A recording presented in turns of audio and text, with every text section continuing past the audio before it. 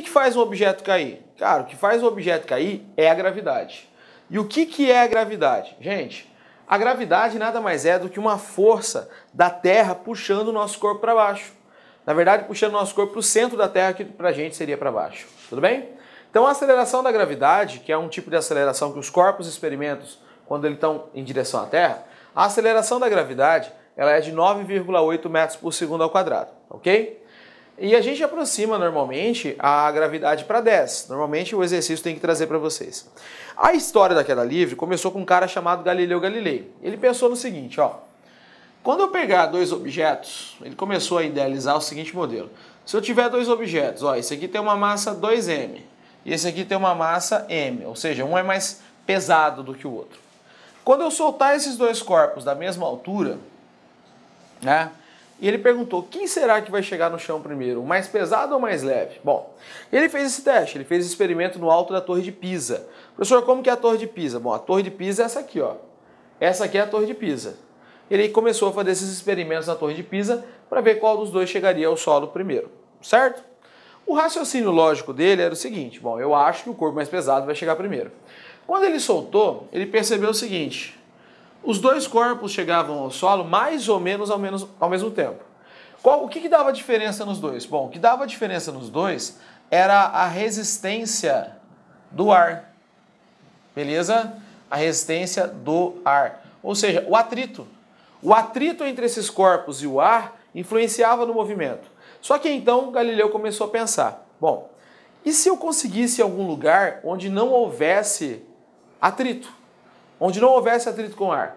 Bom, e aí ele idealizou, ó, se eu tivesse um lugar sem resistência do ar, ó, ele fez a experiência com a resistência do ar, mas ele idealizou. E se eu tivesse um lugar sem resistência do ar?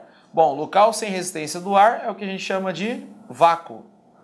Quando eu tiver um local sem a resistência do ar, a gente chama isso de vácuo.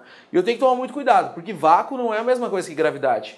Vácuo pra gente é sem resistência do ar. E a gravidade é a força da Terra nos puxando para baixo, tudo bem? É a força da Terra nos puxando para baixo. E aí ele começou a pensar, falou, mas então, e se eu conseguisse lançar esses corpos no vácuo? Bom, qual dos dois chegaria primeiro? Bom, depende da aceleração. Então Galileu começou a idealizar, ó. Segundo a lei de Newton, diz que força é igual a massa vezes a aceleração, certo? Quando eu solto dois corpos no vácuo, a força que atua sobre esses corpos é a força-peso. E a força-peso é uma força que age sempre puxando os corpos para o centro da Terra. Inclusive, o peso de um corpo, ele é sempre o produto da sua massa pela sua gravidade. Peso sempre vai ser a massa vezes a gravidade. Como a única força que atua nesses corpos no vácuo seria a força-peso, eu tenho que peso é igual a massa vezes a aceleração, e o significado do peso é que o peso é também a massa vezes gravidade, que é igual a massa vezes a aceleração. Simplificando as massas, Galileu descobriu o seguinte, os dois corpos teriam a aceleração igual à da gravidade. Isso é uma coisa interessante, porque olha só, se você pegar dois corpos de massas diferentes e soltar os dois no vácuo, como uma pena e um martelo, os dois vão experimentar a mesma aceleração, que é a aceleração da gravidade. E lembra que a aceleração é a taxa de variação da velocidade. Ou seja, esses dois corpos vão ganhar velocidade na mesma proporção. Se eles ganham velocidade na mesma proporção, os dois corpos vão chegar ao solo juntos.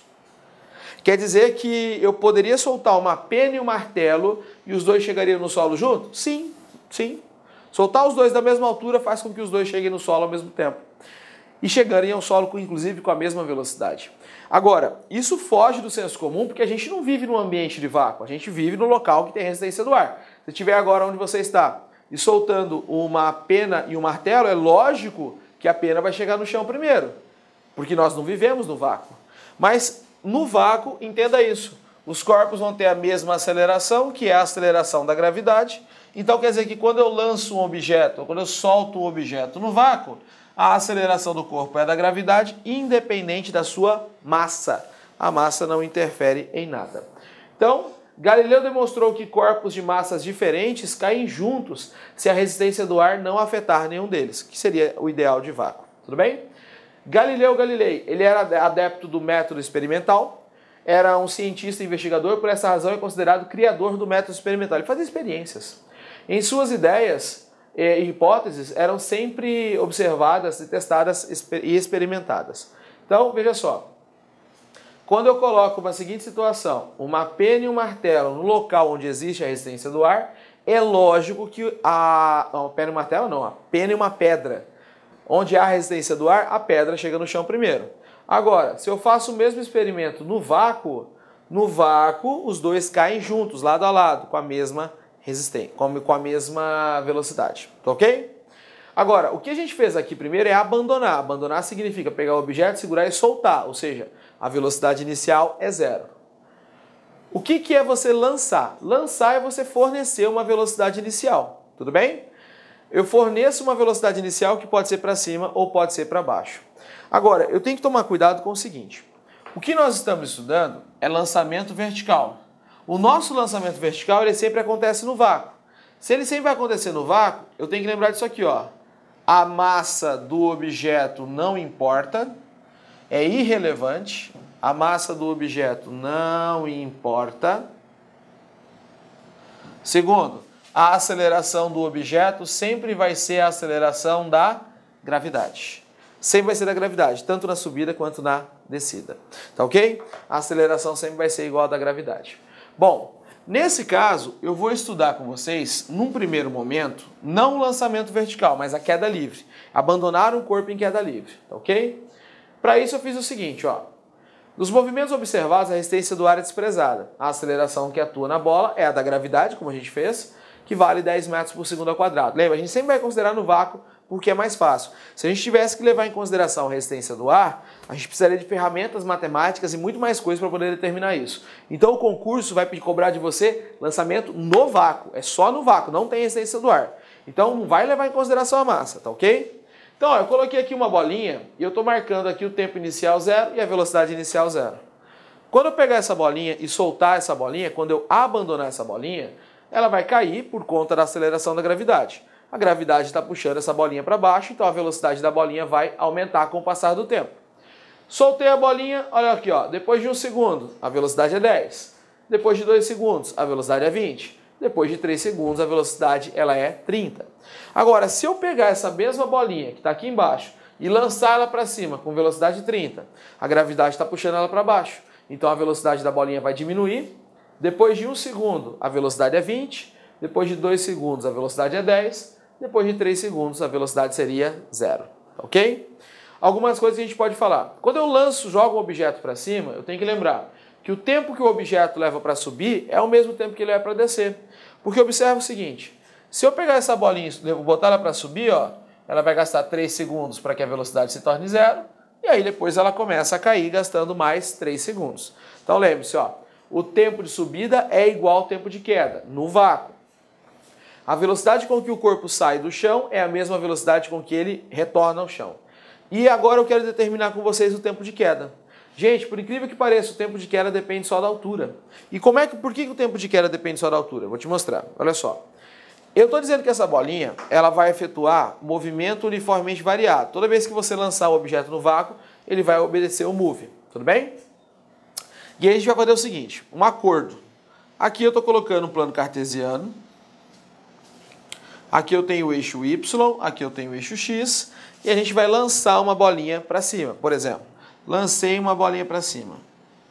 Quando eu lancei uma bolinha para cima, a velocidade inicial dela está aqui, ó. Velocidade inicial. Essa bolinha sobe, sobe, sobe, sobe, sobe, até chegar na altura máxima. No momento que essa bolinha atinge o ápice do seu movimento, que é o ponto de altura máxima, a velocidade dessa bolinha se torna 0. E aí ela começa a cair. Tudo bem? O tempo que ela é para subir é o mesmo tempo que ela é para descer. Eu vou descobrir o tempo que ela leva para descer. Olha só.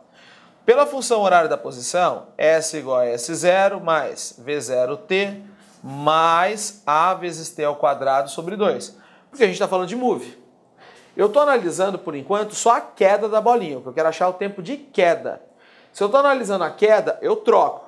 Queda, a bolinha está caindo, não é isso? Quando a bolinha está caindo, olha só, a velocidade inicial dela está aqui, aqui é a velocidade final no momento que ela toca o solo.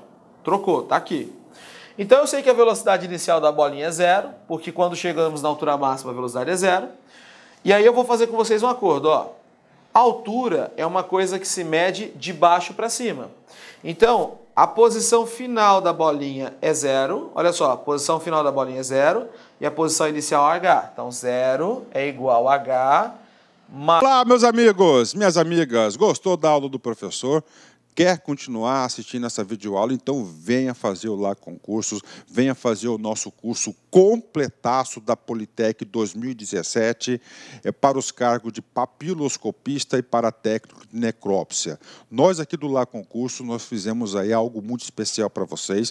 Nós estamos praticamente gravando outro curso para vocês aí e eu tenho certeza absoluta, se você cumprir as nossas orientações pedagógicas, vocês cumprirem todas as orientações dos nossos grandes professores, eu tenho certeza que você ficará altamente competitivo. Papo reto com vocês, olhando no olho de vocês, o seguinte, concurso, data da prova dia 21 de março, aliás, 21 de maio de 2017. O tempo é curto, então nós fizemos um curso bastante enxuto. E se você conseguir assistir duas vezes as videoaulas com bastante atenção, garanto para vocês que vocês ficarão altamente competitivos aqui no LAC Concurso, né? Estou convidando vocês têm duas opções, né? Você pode fazer o nosso curso online, 10 mensalidades de R$30, R$300, o curso completo, tanto para o cargo de papiloscopista, quanto para o cargo de técnico em necrópsia. Temos aí para vocês, bacana? A banca é o FMT e nós temos outra opção, que é a opção do curso nosso presencial. Tá? Nós temos o curso presencial. Ah, professor, estou querendo somente aquela parte de conhecimentos específicos. Então, cara, corra atrás, conhecimentos específicos, você pode se matricular. É só entrar em contato com a nossa central de atendimento, né? Olha só, o último concurso que nós tivemos no estado aqui foi da Sejude, a GPEM. O LAC Concursos orgulhosamente apresenta para vocês os nossos 354 alunos aprovados, tá? Eu tenho como provar um a um desses alunos aprovados do LAC Concurso, né? Então, seja aí também um aluno aprovado aqui do LAC Concursos. Espero vocês. Um forte abraço, fique com Deus. Tchau, tchau. Clique LAC.